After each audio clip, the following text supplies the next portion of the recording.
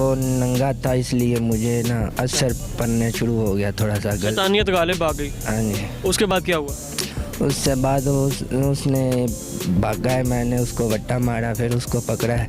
वो कहता है मैं तुझको नहीं, मैं घर जाकर बता दूंगा, आजा, ऐसे कर दूंगा, वैसे कर दूंगा।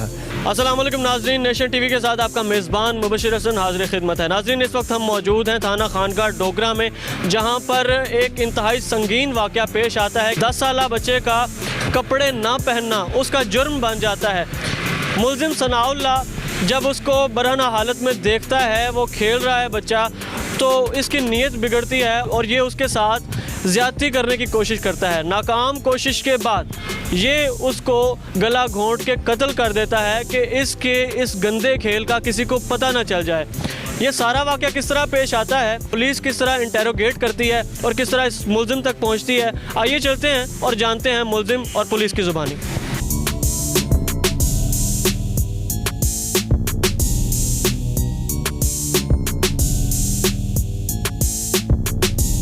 क्यों मारा ये ज़ैन अली को तुमने? वो वैसे ही गलती में हो गया, वो ना नंगा था इसलिए थोड़ा सा शैतान पला मुझे। अच्छा, कहाँ के रहने वाले हो? मांगर तुम। अच्छा, क्या करते हो? मैं उधर किसी के साथ मुलाजम था। अच्छा, क्या मुलाजमत क्या करते थे? किसी के साथ जिम्मेदार का काम करता था। खेत वगैरह संभालते थे? हाँ जी, जहाँ माल डंगर को। अच्छा, मवेशी और खेत वगैरह संभालते थे। अच्छा, ये बताओ कि कितने बहन भाई हो आप? हम साथ हैं। अच्छा, अपने घर में कितने बच्चे हैं? हमारे घर में छोटे 2 भाई हैं मेरे, तो एक भाई का बेटा है। अच्छा, भाई का बेटा कितने साल का है? वो 7 साल का है। 7 साल का। कभी उसको देख के ऐसी शैतानियत नहीं आई? बस साहब जी, गलती होनी थी, वो तो होगी, वो नंगा था इसलिए गलती हो गई हमसे। वाक़या किस तरह शुरू हुआ, क्या वक्त था, पूरी बात बताओ। 8:30 का टाइम था। वो ना सुबह को मैं पट्टे लेके आ रहा था। अच्छा। तो वो उधर खेल रहा था। अच्छा, फिर इसलिए वो नंगा था इसलिए मुझे ना असर पड़ने शुरू हो गया थोड़ा सा गलत। शैतानियत गालिब आ गई। हाँ जी। उसके बाद क्या हुआ? उससे बाद उसने भागा है, मैंने उसको वट्टा मारा, फिर उसको पकड़ा है। वो कहता है मैं तुझको नहीं, मैं घर जाकर बता दूंगा, आजा, ऐसे कर दूंगा, वैसे कर दूंगा। अच्छा, जब तुमने उसके साथ ज़्यादती करने की कोशिश की, उसके बदले में वो भागा, तुमने उसके सर पे एक पत्थर मारा, उसने कहा मैं घर जाकर बताऊंगा, इसलिए तुमने उसको दोबारा पकड़ा? हाँ, इसलिए दोबारा पकड़ा। वो उसको रस्सी डालनी, सिर्फ 3 सेकंड में उसका काम हो गया। अच्छा, गले में रस्सी डाली और गला घोंट के कत्ल कर दिया? हाँ जी, कत्ल। इसी तरह? हाँ जी। ये सच्ची बात है? हाँ जी। अच्छा, उसके बाद क्या किया, फिर क्या किया, भागे, क्या सोचा? फिर उससे बाद फिर मैं अपना काम करने लग गया था। चारा काटने लग गया? हाँ। उसको कहाँ, वहीं पे रख दिया? हाँ, उधर इसकी झाड़ियों में फेंका? झाड़ियाँ साथ ही थी, उसमें साथ फेंका। अच्छा, साथ फेंक दिया और ये सोचा कि मुझे कुछ नहीं होगा, किसी को पता नहीं चलेगा। हाँ जी। जब तुमने उसे मारा, रहम नहीं आया किसी किस्म का, एक मासूम बच्चे को इस तरह कत्ल करते हुए? आया तो हाँ, बस गलती में हो गया। तो अनवर सियाल साहब से गुफ्तगू करते हैं, जो कि SHO इस थाना के, और उनसे पूछते हैं कि किस तरह इस सारे मामले को उन्होंने वॉच किया, ट्रेस किया, इस मुल्ज़िम को इंटेरोगेशन के दौरान कौन कौन से मज़ीद इंकिशाफ़ात जो हैं वो सामने आए। तो चलते हैं उनकी तरफ। नाज़रीन, SHO थाना खानका डोगरा मोहम्मद अनवर सियाल साहब मेरे साथ मौजूद हैं। इनसे जानते हैं कि आखिर इस संदेह कत्ल को इन्होंने किस तरह ट्रेस किया। शवाहिद नहीं थे और ना ही कोई सुराग था, लेकिन फिर भी इन्होंने इस अंधे कत्ल को बेनकाब किया और मुल्ज़िम को पकड़ने में कामयाब हो गए।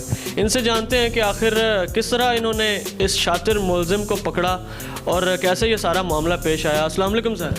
जी वालेकुम सलाम। अनवर साहब, क्या हाल चाल है आपके? अल्लाह का फजल, आप सुना खैरियत? अल्लाह पाक का करम। अच्छा, ये बताइएगा, इस संधे कत्ल को आपने किस तरह ट्रेस किया? बहुत मुश्किल था, आप किस तरह पहुंच गए मुल्ज़िम तक?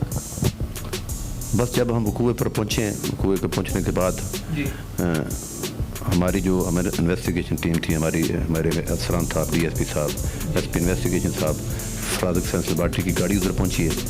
तो ये सारा कुछ हमने चेक करने के बाद क्योंकि वो नज़र ये आ रहा था कि इसके साथ बदसलूकी करने के बाद इसको मारा गया। जी बिल्कुल, लाश को बरहना करने का तो यही मकसद है। नहीं, वो पहले ही बच्चे के कपड़े नहीं थे, बकौल वालदैन वो भी कहते हैं भी इसके कपड़े नहीं थे, और जो मुल्ज़म वो भी कहता भी इसके कपड़े नहीं थे। तो उसके बाद हमने जब सब इन्वेस्टिगेशन की, सारा कुछ चेक किया, वो एसपी साहब थे, डीएसपी साहब थे, मैं मौका पर था, तो उसके बाद हमने डेड बॉडी को अगली कार्रवाई के लिए हमने वहाँ से अपने कब्ज़े में लिया। उसकी बाकायदा मुद्दई से तहरीर इधर थाना लाकर तहरीर ली। उसके बाद हमने उसकी अपना क्या कहते हैं पोस्टमार्टम रिपोर्ट के लिए डेड बॉडी को DH को डिस्ट्रिक्ट शेखुपुरा भिजवाया गया, FCR दी गई, और उसके बाद हमने दूसरे दिन वो अपना वो तफ्तीश का सिलसिला जारी किया। तो गांव वालों से पूछा, इनके रिश्तेदारों से, इनसे पूछा कि अगर आपकी किसी के साथ कोई दुश्मनी है, कोई ज़्यादती है तो बता दें ताकि हम उनको उठाएं। आप किसी को नामजद करना चाहते हैं, आपकी किसी के साथ कोई ज़्यादती है? उन्होंने कहा हमारी कोई ज़्यादती नहीं है, हम तो मज़दूर आदमी हैं, ये मार डंगर रखा हुआ है, ज़मीन हमारे पास नहीं, ये मकान ही मकान है, आधी फैमिली हमारी बाहर गई हुई है, जो मर्द वो मजदूरी करते हैं। जब ये मेडिकल रिपोर्ट आती है तो उसमें क्या बताया जाता है कि बच्चे से ज़्यादती की गई या फिर नहीं? जो मेडिकल रिपोर्ट है उसमें ज़ाहिर नज़र नहीं आ रही, लेकिन जो ऑथेंटिक हमारी रिपोर्ट है वो DNA रिपोर्ट के बाद, और फॉरेंसिक साइंस जो लेबॉर्ट्री ठोकर न्याज बेग लाहौर से, वो हमने पहले उसका जो प्रोसेस है वो टीम जो आई थी उसने सारा कुछ वो मवाद लिया, सारा सैंपल वगैरह लिए, वो उनका फंक्शन है, वो MBBS डॉक्टर लेवल के होते हैं। अच्छा सर, ये बताइएगा कि आप मुल्ज़िम तक, इस शातिर मुल्ज़िम तक किस तरह पहुँचे, क्योंकि बिल्कुल आपको कोई शवाहिद नहीं, कोई सुराग नहीं, फिर भी किस तरह पहुँच गए? बस ये अल्लाह ताला की ज़ात ने उन मुद्दइयों की और मेरी गायबाना मदद की। मैंने तो 15-20 दिन गुजरने के बाद ज़ाहिर है मेरे अफसान मुझसे प्रोग्रेस पूछते थे भी ये क्या इसमें प्रोग्रेस है, तो मैंने कोशिश की, अपनी हन तक मतलब मेहनत की, तो अल्लाह ताला की ज़ात ने मेहरबानी की। बस ट्रेस तो कोई भी वक़ूआ है उसमें ज़ाहिर पुलिस अफसर जो कॉम्पिटेंट होता है, मेहनत करता है, कामयाबी तो मेहनत के बाद इंशाल्लाह अल्लाह ताला की ज़ात देता है। लेकिन इसमें जो 15-20 दिन जो हमारा प्रोसेस था तफ्तीश का, क्योंकि सारा प्रेशर गांव वालों ने, उन्होंने मुद्दइया पर, उस फैमिली पर जिनका बच्चा कत्ल हुआ, उन्होंने उनकी सपोर्ट नहीं की, बल्कि उन्होंने उनके साथ ज़्यादती की और उनके ख़िलाफ़ ही बोलते हैं। वो उन्होंने ये नहीं कहा कि हम इनके साथ मिलकर कोशिश करते हैं, ढूंढते हैं। इसकी क्या वजह थी? क्या वो गरीब थे इस वजह से? बस वो गरीब थे कुछ, मेरे ज़हन के मुताबिक, मेरी इन्वेस्टिगेशन के मुताबिक, तो वो जो मुल्ज़म था जिसने वक़ूआ किया है उसको बचाना चाहते थे, लेकिन ज़ाहिर 302 का मामला था, तो मैंने तो जो क्लियर मुल्ज़म था मैंने तो उसको चलान करना था। उन्होंने बहरहाल कोशिश की है भी ये जो मुद्दई हैं जिनका बच्चा कत्ल हुआ, जिनका बच्चा मरा है, इन्हीं को चलान किया जाए। लेकिन मैं अपने इन्वेस्टिगेशन जारी रखी 15-20 दिन के बाद अल्लाह ताला की ज़ात ने बस वो मेरी वो क्या मुखबर कह लें, मेरी इन्वेस्टिगेशन कह लें, तो मैं जानवर जो मुल्ज़म है वो उस पर मैं पहुंच गया। जब मैं पहुंचा फिर उसके बाद मैंने प्लानिंग की कि इसको मैंने गिरफ्तार कैसे करना है, रात को पकड़ना है, सुबह को पकड़ना है, तो मैंने वो प्लानिंग की। सुबह को 7-8 बजे वो चारा काटने के लिए जाता था, तो मैंने उधर अपनी टीम भेजी। पहले मेरे जो 2 जवान मोटरसाइकिल पर गए सिविल पार्चात में, उसके बाद मेरी गाड़ी साथ थी, तो मैंने अल्लाह ताला की मेहरबानी से उसको जब गिरफ़्तार किया, गिरफ़्तार करने के बाद उसकी इन्वेस्टिगेशन की, वो 5 बल्कि वो थाने आने से पहले ही उसने बता दिया जब मैंने वो ऐसे किया, वो सारी उसने तफसीर। तो ये अल्लाह ताला की मेहरबानी है मुझ पर भी और उन मदइयों पर भी। तो ये अंधा कत्ल था, मासूम बच्चा था, हम भी बच्चों वालों हैं, मुझे बहुत तकलीफ़ थी।